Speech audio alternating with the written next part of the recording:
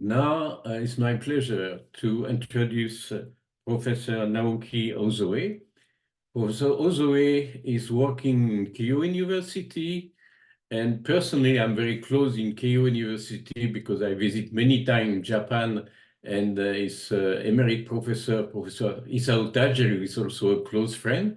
Professor Hosoe was involved in the World Congress Endo 2022 in Kyoto, as he was at that time secretary for the GGS spring meeting. I know Professor Hosoe for more than 15 years, as he has been involved in development of capsule, and especially the gastric capsule trial, first human trial with Siemens and Olympus, and he had the pleasure to work with me in Saint-Laurent-du-Var. So it's a close friend. We know each other for many years, and I'm pleased to introduce Professor Hosoe. He will talk today about colon capsule. Please. Thank you for introducing me, Jean-François. Thank you for inviting me, Jean-François. It's my great honor to have a chance to talk at the excellent webinar. I'd like to talk about colon capsule endoscopy. At first, I'd like to show the brief introduction of my institution. I just moved to another institution, Preventive Medicine. This is the tallest building in Japan, located in Azabudai, Tokyo, the Center for Preventive Medicine, Keio University, where I work, is located on the 5th and 6th floors of this building. This is the entrance of Preventive Medicine of Keio University. The center provides preventive medicine and health checkups for early detection of disease. Today's my lecture is in 3 parts. At first, I'd like to introduce the colon capsule endoscopy for chronic neoplasia. At second, CCE for IBD, especially ulcerative colitis. Finally, I talk about pan-enteric capsule endoscopy as future perspectives. First generation colon capsule had a constant 4 frame per capture rate. On the other hand, second generation colon capsule endoscopy, CCE2, had the adaptive frame rate, which can communicate capsule and data recorder to sense the capsule moving speed. AFR system automatically change the frame rate from 4 to 35 frames per second to maximize tissue coverage, to optimize record length, to smooth video replay. This slide summarizes the performance of first and second generation colon capsule endoscopy. First generation colon capsule endoscopy, CCE1, was first reported in 2006 by Elacam et al. They showed moderate sensitivity of CCE1. Next, Van Gossam et al. Conducted large-scale prospective study. They also showed moderate sensitivity for chronic neoplasia. To obtain higher sensitivity, second generation colon capsule endoscopy CCE2 was developed. And first reported in 2009, Elacam et al. Reported this study. And then Spada et al. Conducted large-scale European prospective study, and they showed high sensitivity of CCE2. Recently, several systematic reviews regarding the performance of CCE for chronic neoplasia were published. Most studies have mixed CCE1 and CCE2 results in their analysis. The detection rate of polyps larger than 6 mm has been reported to be approximately 85 to 90%. Specificity is around 90%. The detection rate more than 10 mm polyps are also same as more than 6 mm. The completion rate of examination is roughly 90%, but two reports show the relatively low rates. This is a limitation of CCE2. I'd like to introduce the recent randomized controlled trial comparing CCE and CTC. Cash et al. Compared the diagnostic yield of CCE and CTC for polyps more than 6 mm and 6 mm in size. They randomly assigned CCE or CTC, and optical colonoscopy was defined as the gold standard. The sensitivity for more than 6 mm polyp was 79.2%, and CTC shows 26.8% respectively, and specificity is CCE 96.3% and CTC 98.9% respectively. They concluded that CCE should be considered comparable or superior to CTC as a colorectal neoplasia screening test. I'd like to present and compare the CCE and colonoscopy. This is a CCE image in the sigmoid colon. The picture clearly visualizes the 8 mm polyps. Capsule software can measure polyp size. We can observe this polyp. This is a colonoscopy image showing polyps similar to CCE. Let's move on to the next topic, colon capsule endoscopy for IBD. What's the role of endoscopy on UC? For diagnosis of patients with suspected UC, determination of disease type, diagnosis to rule out bacterial, cytomegalovirus, or CD infections, and finally, surveillance of UC-associated neoplasia. UCAN is usually difficult to detect by colonoscopy. Thus, CCE is not suitable for surveillance of UCAN. This is UC-associated cancer, a very small tumor measuring less than 5 mm, but it had embedded into deep mucosa. CCE is not suitable for surveillance of UCAN because it cannot insufflate the air to direct the intestinal tract. Thus, CCE should be used for evaluation of the severity of UC inflammation only.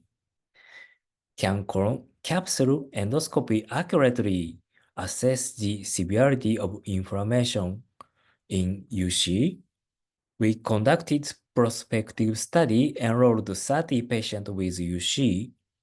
We compared CCE2 and colonoscopy in the same patient. This slide shows the inter-observer agreement between agreement of Matt's endoscopy score between colonoscopy and CCE2. we concluded that there was a substantial inter-observer agreement in assessing the severity of mucosal inflammation by using CCE2. Other large studies showing in this slide, C et al. Reported prospective cohort study enrolling 150 UC patients. Then they compared CCE2 and colonoscopy and scored Mayo Endoscopic Subscore MES and UCEIS. They showed 0.69 of ICC in MES and also showed high sensitivity of predicting more than MES0 by using CCE2. They concluded that CCE is a well-tolerated and reliable tool for disease monitoring of UC. How is UC inflammation observed by CCE2? I'd like to present and compare the colonoscopy and CCE videos in the same patient. First, I will present the colonoscopy video. This is a severe UC patient in the cecum and ascending colon. Video shows severe inflammation in the colorectal wall, and video shows prior mucosa and severe redness and severe ulcer in the ascending colon, like this. A large ulcer is seen in the video.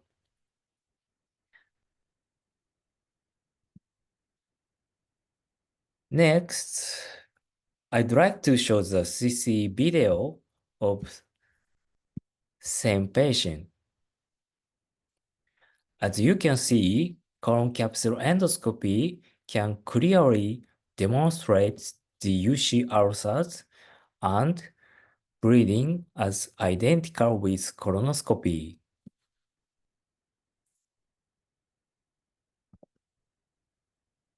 I'd like to show the other patients. Colonoscopy shows mild inflammation, redness in the rectum. This is colonoscopy pictures, and then I'd like to show the CCE picture. CCE picture shows redness identical with colonoscopy. Next, I'd like to show other patients. Left side colonoscopy shows mild inflammation, redness in the sigmoid colon. And then this is CC picture and video. CC video shows redness identical with colonoscopy. Thus, CCE can depict mild to severe inflammation as well as colonoscopy. Let's move on to the final topic, pan-enteric capsule endoscopy. The second generation colon capsule endoscope has high performance. In addition to observing colon, it's also possible to observe the passing small intestine. From this background, the concept of pan-enteric survey by using a single high-performance capsule endoscope was reported. Crohn's disease can occur in all gastrointestinal tracts. The usefulness of pan-enteric survey on Crohn's disease was reported. From this background, a small bowel colon capsule became Crohn's has been designed to visualize the small bowel and colon. The SBC capsule is similar to a second-generation colon capsule with regard to hardware components, but differs in its operation mode and regarding reading software. Layton et al. Compared the diagnostic yield of SBC capsule with ileocolonoscopy in patients with active CD.